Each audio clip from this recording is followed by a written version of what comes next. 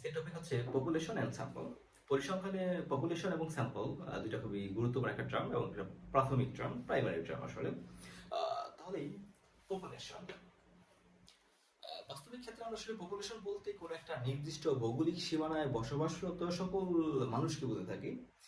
কিন্তু পরিসংখ্যানের ভাষায় আসলে পপুলেশন হচ্ছে গিয়া কোনো নির্দিষ্ট বৈশিষ্ট্যের সকল আইটেমকেই একত্রে বলা হয় পপুলেশন। যেমন আমরা এক্সাম্পল হিসেবে বলতে পারি, যেটা হচ্ছে যে জগন্নাথ ইউনিভার্সিটির সকল ছাত্রছাত্রী। তাহলে এটা হচ্ছে জগন্নাথ ইউনিভার্সিটির সকল ছাত্রছাত্রী হচ্ছে একটা পপুলেশন। আর পপুলেশন, এছাড়া আমরা পপুলেশন বলতে পারি এরকম, সাপোজ কোন একটা দোকানে হচ্ছে মিষ্টির দোকান, আমরা ধরে নিন যে সেই মিষ্টির দোকানে আপনার আছে যে কিছু দইয়ের বাটি আছে, দই সহকারে দইয়ের বাটি আছে। তাহলে সেই মিষ্টির দোকানে যদি আমরা দইয়ের বাটিগুলো হিসাব করি, তাহলে সমস্ত দইয়ের বাটি হচ্ছে গিয়া একটা পপুলেশন। আর যদি আমরা এরকমটা হিসাব করি যে সেই দইয়ের বাটিতে, আমরা জানি যে দইয়ে আমাদের শরীরের জন্য খুবই উপকারী ব্যাকটেরিয়া থাকে, তাহলে দইয়ের বাটিতে ব্যাকটেরিয়া আছে। যদি আমরা ব্যাকটেরিয়া নিয়ে কাজ করি, তাহলে সমগ্র দইয়ের বাটির সমগ্র ব্যাকটেরিয়া হচ্ছে একটা পপুলেশন। সেই ক্ষেত্রে আমরা দইয়ের বাটির পপুলেশনটা, মানে হচ্ছে কতগুলো বাটি আছে, আমরা সহজে গণনা করতে পারি। খুব ইজিলি আমরা বলতে পারবো যে কতগুলো আসলে বাটি আছে। তাহলে এইটা হচ্ছে একটা ফাইনাইট, আমরা গণনা করতে পারবো। আর ব্যাকটেরিয়ার সংখ্যা যদি গণনা করতে বলা হয়, সেটা কি পসিবল?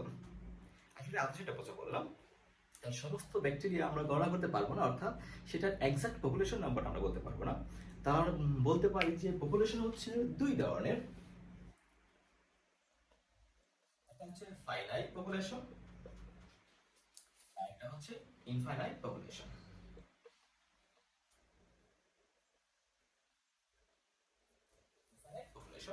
তাহলে আমরা আমাদের এই উদাহরণ থেকে বুঝতে পারলাম যে দইয়ের বাটিগুলো হচ্ছে গিয়ে একটা ফাইনাইট পপুলেশন, এবং দইয়ের বাটিতে ব্যাকটেরিয়ার পরিমাণ যা আছে সেটা হচ্ছে একটা ইনফাইনাইট পপুলেশন। ইনফাইনাইট পপুলেশন আমরা আরো অনেকগুলো এক্সাম্পল দিতে পারি।